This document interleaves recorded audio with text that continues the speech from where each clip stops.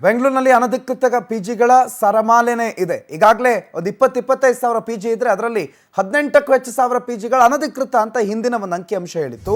ಈ ಅನಧಿಕೃತ ಪಿಜಿಗಳ ಅವಾಂತರಗಳಿಂದ ಫೈನಲಿ ಮುಕ್ತಿ ಕೊಡಿಸಬೇಕು ಅನ್ನೋ ಕಾರಣಕ್ಕೆ ಬಿಬಿಎಂಪಿ ಈಗ ಸಮರ ಸಾರೋದಕ್ಕೆ ಮುಂದಾಗಿದೆ.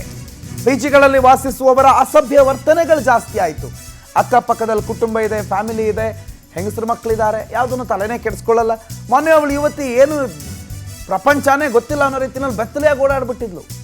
ಅದು ಬಹಳ ಸ್ಥಳೀಯರ ಆಕ್ರೋಶಕ್ಕೆ ಕಾರಣ ಆಗಿತ್ತು. ಮನೇಲಿ ಮಕ್ಕಳಿರ್ತಾರೆ, ಗಂಡಸರಿರ್ತಾರೆ, ಎಲ್ಲ ಇರೋ ಸಂದರ್ಭದಲ್ಲಿ ಇದೆಲ್ಲ ಸರಿಯಲ್ಲ ಅಂತ. ಹಾಗಾಗಿ ಪಿಜಿಗಳ ಮೇಲೆ ಬಿಬಿಎಂಪಿ ಕಣ್ಣಿಟ್ಟಿದೆ. ಪಾಲಿಕೆ ಗೈಡ್ಲೈನ್ಸ್ಗಳನ್ನು ಫಾಲೋ ಮಾಡದ ಪಿಜಿಗಳಿಗೆ ನಾವು ಬೀಗ ಹಾಕ್ತೀವಿ ಅಂತ ಬಿಬಿಎಂಪಿ ಹೇಳ್ತಾ ಇದೆ. ಈಗಾಗಲೇ 1200ಕ್ಕೂ ಹೆಚ್ಚು ಅನಧಿಕೃತ ಪಿಜಿಗಳಿವೆ. ಅದರಲ್ಲಿ 200 ಪಿಜಿಗಳನ್ನು ಈಗಾಗಲೇ ಬಂದ್ ಮಾಡಿವೆ.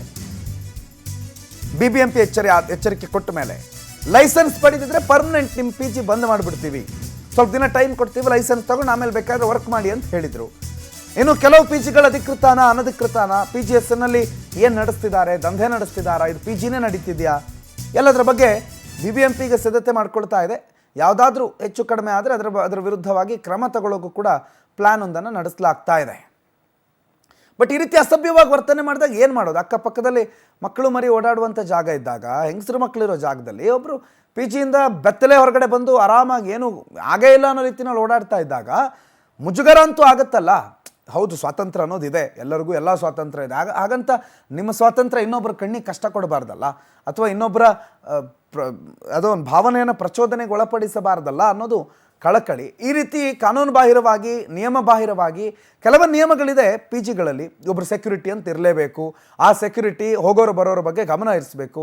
ಅಲ್ಲೊಬ್ಬ ಸೆಕ್ಯೂರಿಟಿ ಇದ್ದಿದ್ರೆ ಈ ಲೇಡಿ ಹಿಂಗೆ ಹೊರಗಡೆ ಬರೋದಕ್ಕೆ ಸಾಧ್ಯ ಆಗ್ತಿರ್ಲಿಲ್ಲ. ಹಾಗಾಗಿ ಯಾವ್ಯಾವ ನಿಯಮಗಳನ್ನು ಪಾಲಿಸ್ತಾ ಇದ್ದಾರೋ ಅವ್ರ ಪಿಜಿಗಳಿಗೆ ಪ್ರಾಬ್ಲಮ್ ಇಲ್ಲ.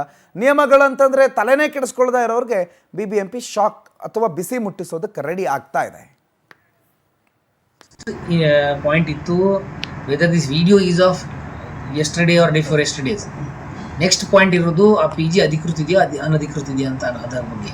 ಸೊ ಫಸ್ಟ್ ಇದು ಅಲ್ಲಿ ಓವರಾಲ್ ಡಿಸೆನ್ಸಿ ಆಗಲಿ, ಓವರಾಲ್ ನಮ್ಮ ಗೈಡ್ಲೈನ್ಸ್ ಆಗಲಿ ಫಾಲೋ ಆಗಿದೆಯಲ್ಲ ಅದರದ್ದು ಪರಿಶೀಲನೆ ಇದು. ಅದರದ್ದು ಅವರು ಆಲ್ರೆಡಿ ರಿಪೋರ್ಟ್ ಸಬ್ಮಿಟ್ ಮಾಡಿದ್ದಾರೆ.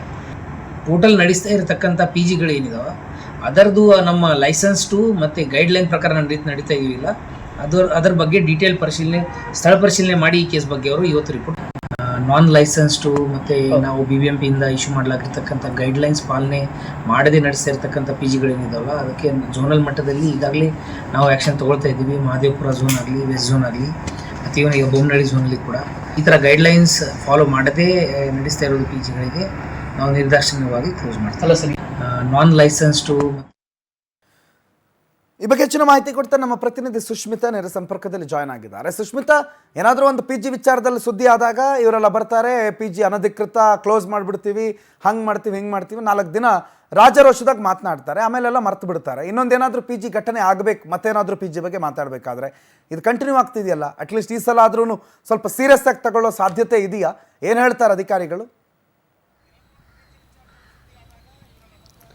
ಎಸ್ ಪ್ರಣೋದ್, ಬೆಂಗಳೂರಲ್ಲಿ ಗಲ್ಲಿಗೂ ಕೂಡ ಪಿ ಜಿಗಳ ಹಾವಳಿ ಹೆಚ್ಚಾಗಿದೆ. ಯಾವುದೇ ಗಲ್ಲಿಗೆ ಹೋದ್ರೂ ಕೂಡ ಅಟ್ಲೀಸ್ಟ್ ಒಂದು ಪಿ ಜಿನಾದರೂ ನಾವು ಕಾಣಬಹುದು. ಅದರಲ್ಲೂ ಕೂಡ ಹೆಚ್ಚಾಗಿ ಇಲ್ಲಿರುವಂಥದ್ದು ಅನಧಿಕೃತ ಪಿ ಜಿಗಳು. ಎಷ್ಟೋ ಪಿ ಜಿಗಳು ಇದರಲ್ಲಿ ಲೈಸೆನ್ಸನ್ನು ಪಡೆದುಕೊಂಡಿರೋದಿಲ್ಲ, ಸೇಫ್ಟಿ ಸೆಕ್ಯೂರಿಟಿಗಳನ್ನ ಮೇಂಟೈನ್ ಮಾಡೋದಿಲ್ಲ. ಅಂತಹ ಎಲ್ಲ ಪಿ ಜಿಗಳಿಗೂ ಕೂಡ ಬಿಬಿಎಂಪಿ ಶಾಕ್ ಕೊಡೋಕ್ಕೆ ಇವಾಗ ಮುಂದಾಗಿರುವಂಥದ್ದು. ಹಾಗೆ ನಾವು ನೋಡ್ದಂಗೆ ಕಳೆದ 2-3 ದಿನದ ಹಿಂದೆ ಸಖತ್ ವೈರಲ್ ಆದಂತಹ, ಅಂದರೆ ಯುವತಿಯೊಬ್ಬಳು ಬೆತ್ತಲೆಯಾಗಿ ಓಡಾಡಿರುವಂಥದ್ದು HSR ಲೇಔಟ್ನ ಪಿ ಜಿಯ ಮುಂಭಾಗದಲ್ಲಿ. ಸೊ ಈ ಒಂದು ಪಿ ಜಿಯ ಬಗ್ಗೆ ಕೂಡ ಇವಾಗ ತನಿಖೆಯನ್ನು ನಡೆಸ್ತಾ ಇರುವಂಥದ್ದು. ಆ ಒಂದು ಪಿ ಜಿ ಅಧಿಕೃತವ ಅನಧಿಕೃತವ ಅಥವಾ ಆ ಒಂದು ಪಿ ಜಿಯಲ್ಲಿ ಯಾವೆಲ್ಲ ರೀತಿಯ ಮೆಷರ್ಸ್ಗಳನ್ನ ಕೈಗೊಳ್ಳಲಾಗಿದೆ ಅನ್ನೋದ್ರ ಬಗ್ಗೆನೂ ಕೂಡ ಒಂದು ಕಡೆ ತನಿಖೆಯನ್ನು ನಡೆಸಲಾಗ್ತಾ ಇದೆ. ಜೊತೆಗೆ ಇವಾಗ ಆಲ್ರೆಡಿ ಬಿಬಿಎಂಪಿಯಿಂದ 1200ಕ್ಕೂ ಹೆಚ್ಚು ಪಿ ಜಿಗಳ ಅನಧಿಕೃತ ಅನ್ನೋದನ್ನ ಪಟ್ಟಿ ಮಾಡಲಾಗಿದೆ. ಹಾಗೆ 200ಕ್ಕೂ ಹೆಚ್ಚು ಪಿ ಜಿಗಳಿಗೆ ಬೀಗವನ್ನು ಹಾಕಲಾಗಿದೆ.